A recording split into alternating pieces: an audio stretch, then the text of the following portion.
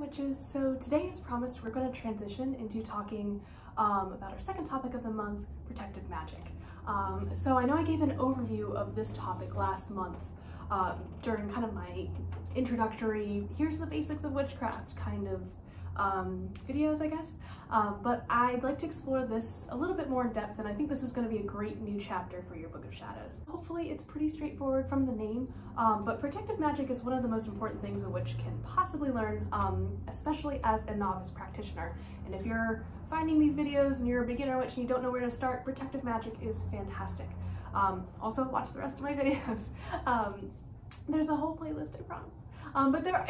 Getting back to the topic at hand, there are many forms of protective magic out there, including cleansing, banishing, binding, warding, and enchanting objects, and controversially, hexing and cursing. But this last one I don't really recommend for beginners, so if you're a beginner witch, don't start here. Don't start with hexing and cursing.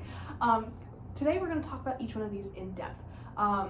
And again, a little bit later in the month, I'm going to show you how to do most of these.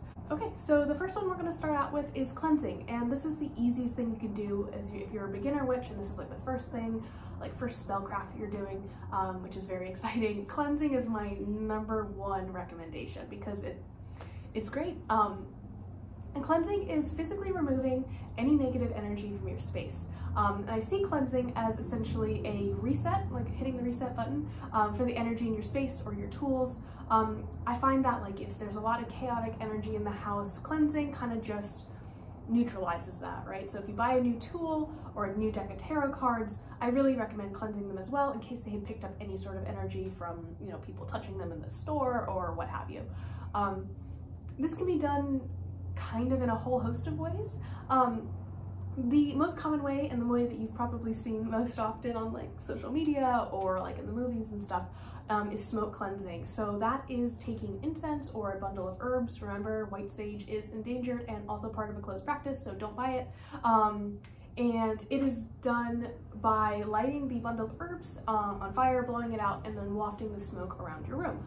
Beyond that, beyond smoke cleansing, you could also do sound cleansing, so using different vibrations or different sounds like a bell to cleanse the energy of the room. The final kind of cleansing method that I wanted to talk about was sweeping out negative energy, and that is done with a specific ritual instrument or tool called a besom, which is a ritual broom that isn't used to clean up dirt but is used to sweep out like negative energy. I go into more detail about this on my video about magical tools, so definitely check that out if you get a chance. So the next method is banishing, and this is really similar to cleansing, but in that banishing cleanses a space from negativity. But generally speaking, banishing is used to remove a negative entity or a negative person from your life. This is kind of what I call reactive magic. Usually that is done in reaction to something negative happening, like almost like when a mosquito buzzes in your ear and you like go to swat at it, so reactive. But it is done in more of a directly ritualistic manner, like such as casting circles, setting your intention and all of that, versus cleansing. So cleansing I feel like you can kind of just do, you don't need to like call on the watchtowers and, you know, call on your gods and stuff to cleanse your house. You can if you want, I'm not saying that, but I feel like it's a little bit more freeform, whereas banishing is done with intent. Usually it involves some sort of candle magic or getting rid of a physical object that is charged to be a representation of the thing that you were trying to remove. So for example, like a slip of paper with something written on it. If there is a negative entity or like spirit in the house, banishing is usually actually done in conjunction with smoke cleansing and sound cleansing via literally like yelling at the thing to leave. So yeah, we'll get more into that a little bit later in the month, but it is a very interesting experience, I would say. The third one that we're going to talk about today is binding. So I know we all have seen The Craft, and we know the quote at the end where the main character, whose name I'm forgetting, goes, "I bind you, Nancy, to do no harm." And binding really is a real thing. It's a magical working to stop someone from doing something. So one of my favorites is like super easy. If someone is like spreading gossip or saying nasty things about you, or, you know, just being meh, all you have to do is write your name on a piece of paper while visualizing the person's face, fold it up, put it in some, like an ice cube tray, and freeze the name into an ice cube and keep it in your freezer. The gossip should stop. So it's like freezing them from doing things, it's binding them from doing things. But another way to bind things is to actually tie an object. So by tying an object or a poppet, which is a manifestation of a human being, basically, it's in the shape of a person, if you tie it with string or thread, they are bound, or energetically bound. This is kind of controversial, I guess. I don't know too many witches who do binding who are also Wiccans, just because it is a little bit iffy when it comes to the Wiccan read, I guess, but I could be wrong. I just don't know a whole lot of them. So if you do, if you're a Wiccan and you bind, please let me know. The next one we're going to talk about is warding, and warding is a form of passive magic, or that's kind of what I call it. It doesn't mean that it's any less powerful, it just means that it's kind of like set it and forget it, right? So it's great if you're feeling super low energy, or if it's kind of like, you know, it's hard for you to find time to sit down and focus on specifically a magical working. So wards are objects such as crystals, herb bundles, or sigils, or enchanted objects, symbols, a combination of all of it. It can't, you know, you can do whatever you want basically, but it is an object that is charged with your intent to keep the house safe, and it is a safeguard basically for your house. These objects, these herb bundles, these symbols, these crystals, or whatever you are deciding to use, are placed around your house and work as a shield against negative energy from entering. When you're practicing witchcraft, you know, you do open yourself up a lot to the universe, and sometimes like not so nice energies can kind of infiltrate your space. You can bring them home from wherever you work, or, you know, whatever you do. You can, maybe there's someone in the home who is kind of like negative.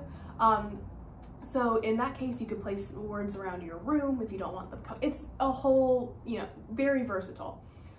So when these negative energies are trying to infiltrate our space, it's good to have a shield up, and these wards act as that shield.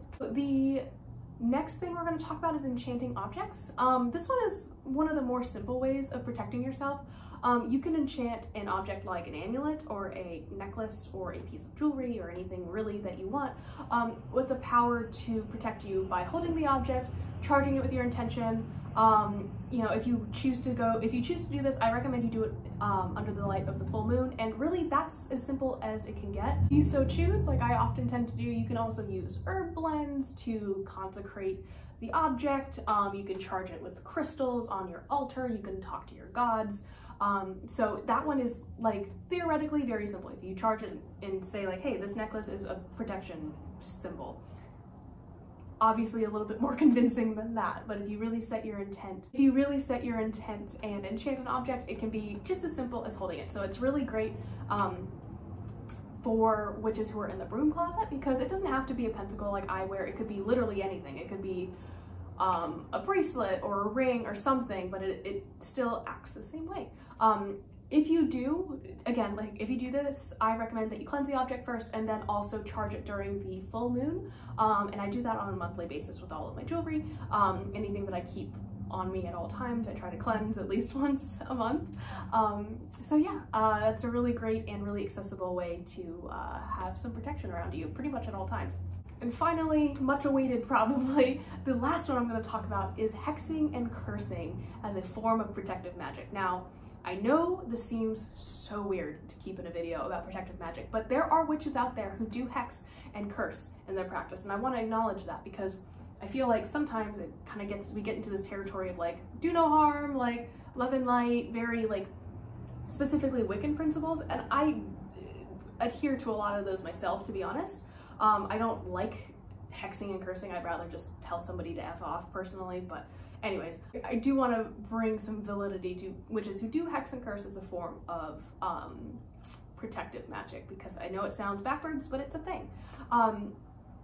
If someone is really bothering you, messing with you in your life, to the extent that you need to perform baneful magic, hexing and cursing, you know, if you're really drawn to that, I recommend you do your research first, but you know, it could just be like the last ditch effort, honestly. And I know I've gotten to that point where I've had to engage in that in order to get my point across, in order to make myself feel more protected, and just like get people away from me. But I really do recommend, like really recommend that you try the other methods that I mentioned first, and just consider the possible repercussions of casting a hex or curse. It takes a lot of energy to do that. If you're a novice practitioner and this is your first really intro to protective magic, please don't hex or curse anybody because it will blow up in your face. Trust me, it has blown up in my face before. And again, if you've decided to, please, if you've decided that this is the path that you want to take and you want to perform this baneful magic, which again is perfectly fine, but as long as you know the repercussions, the possible repercussions, I should say. Just be sure to put up your own protective measures in place prior to doing that working, rather than having it possibly get reflected back to you and causing some nastiness. So hopefully this was a bit more informative than my previous video, which was really more of an intro. But if you have any questions, as always, leave them down below and I can chat with you guys and answer any questions there might be. I'm really excited to talk about this topic with you. It's one of my favorites forms of magic, and yeah, I hope you guys get as much out of this as I have. So bye.